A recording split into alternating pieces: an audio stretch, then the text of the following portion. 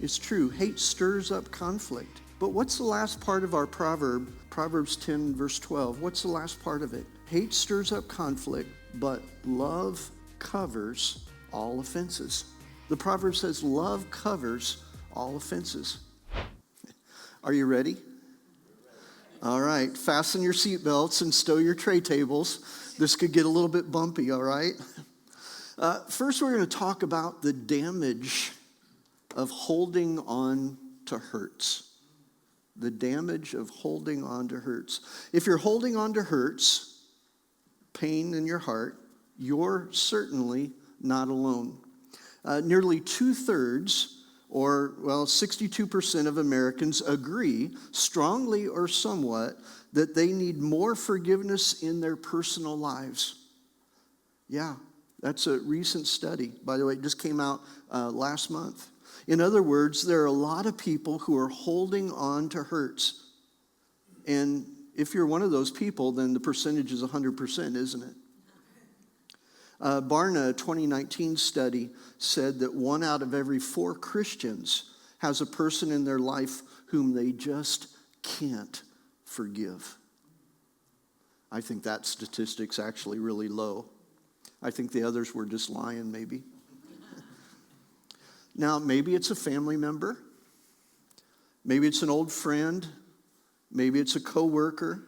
Maybe it's a parent, a son or a daughter, an ex, a spouse, a neighbor. Something painful happened, and you've been unable to reconcile. You've been unable to move forward. I once knew 2 brothers in Illinois who were farmers on their family farm. They had a huge fight. They had a huge falling out, and they ended up splitting the family farm in half. And they never spoke to each other again, at least as long as I was there in Illinois as one of their pastors. I watched them pass each other in the fields on their tractors and on their combines, and never so much as acknowledge that the other one existed.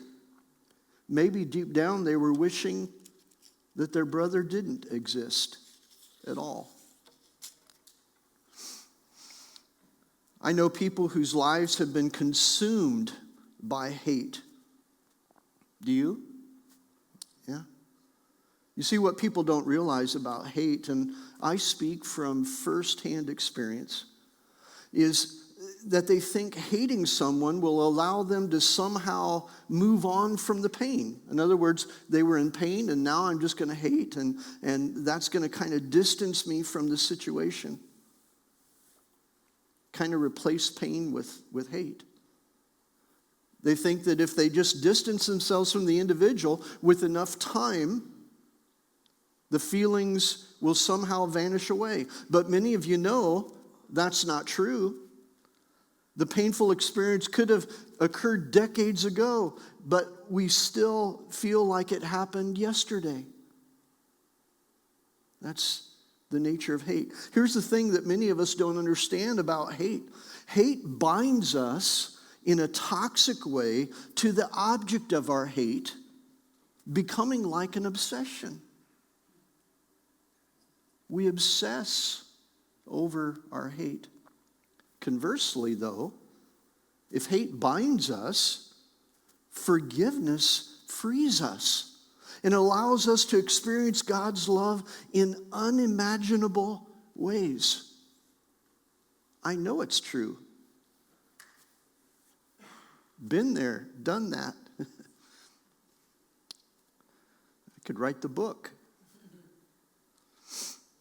Listen to what Harvard Medical School, this is just science, okay?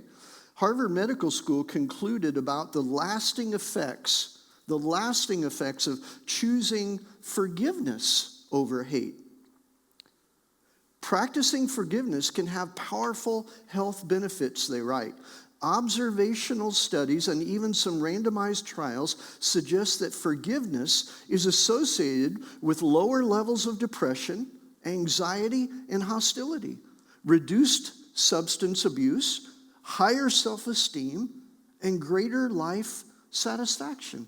That was Harvard medical school. So if you know someone who suffers from depression, anxiety, fits of rage, substance abuse, low self-esteem, or just as in a general, what I call Eeyore complex. Remember Eeyore, the donkey in Winnie the Pooh? Wish I could say yes, but I can't. If this is you, it all stems from an inability to forgive. Stems from holding on to hate. So let's look at a couple Proverbs this morning. These were authored by King Solomon, who the Bible says was the wisest person who had ever lived, at least up to that time. And we believe that we can find in these Proverbs healing for damaged relationships. So let's look at Proverbs chapter 10 and verse 12. It says, hate stirs up conflict, but love covers all offenses. In other words, here's my translation. Hatred stirs the pot, but love puts a lid on it.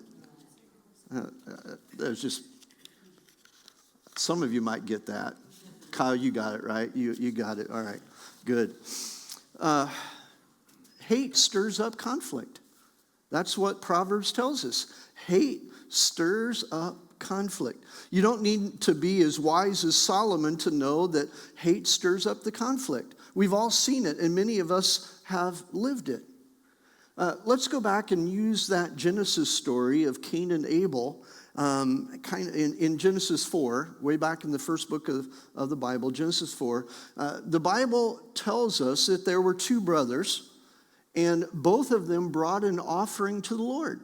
Now, Cain was a farmer, and so he brought produce from his fields as an offering to the Lord. Abel was a shepherd, and so he brought animals as a sacrifice to the Lord. And the Bible says that when they both brought these offerings, God was pleased with Abel's offering, but he wasn't pleased with Cain's offering. There was something about his offering, or maybe the heart, his heart, because God knows our heart.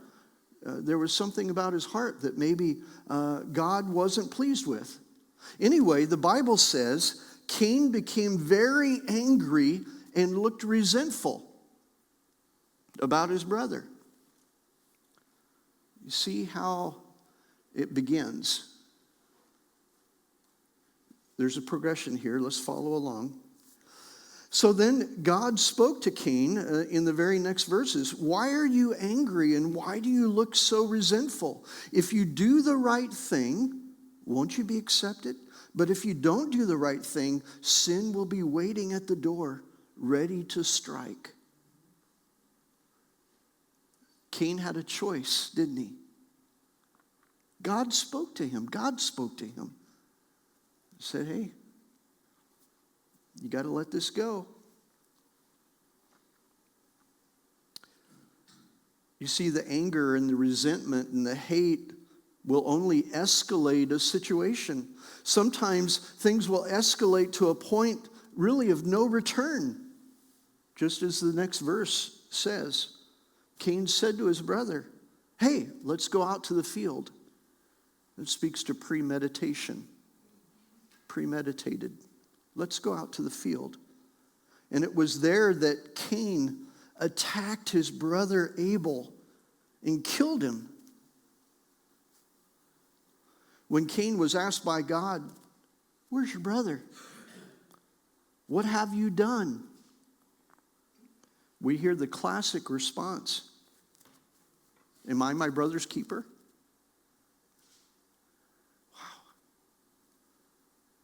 Though that question isn't answered here in this text, we know what the response should have been.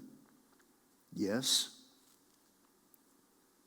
And because of what Cain did, God cursed Cain's ability to grow crops anymore, and he was banished away from the regions He was banished to east of where the Garden of Eden originally was.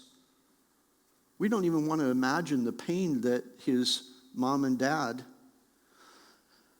went through, Adam and Eve, as they lost both their sons. You see how hate escalates conflict? Hate won. Hate desired the worst. Hate wished a brother dead.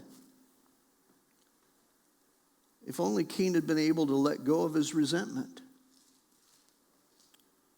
he'd have experienced God's favor and God's blessing instead of God's curse. So is it possible to let go of resentment? According to Proverbs, it is. Our verse said, overlook an offense, Proverbs 17 and verse 9 says, overlook an offense and bond a friendship. Fasten on to a slight, goodbye, friend. It's true, hate stirs up conflict. But what's the last part of our proverb? Proverbs 10, verse 12. What's the last part of it? Hate stirs up conflict, but love covers all offenses. The proverb says love covers all offenses. Now, let's be honest here. Okay? Let's be honest. Try telling someone who's filled with resentment, filled with anger and hate, you just need to let go and love them. How far does that go? You just need to let go and love them. Doesn't go very far, does it? It almost feels wrong, doesn't it? I mean, besides, wouldn't that be like giving somebody a free pass for having done wrong? Isn't forgiving like forgetting? And is it really even possible to go from hating someone to loving someone? Let me answer that last question. No.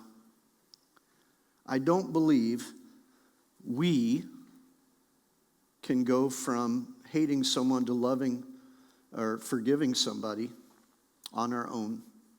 I don't really believe we can. At least I know I couldn't. Couldn't do it by myself. But you know what?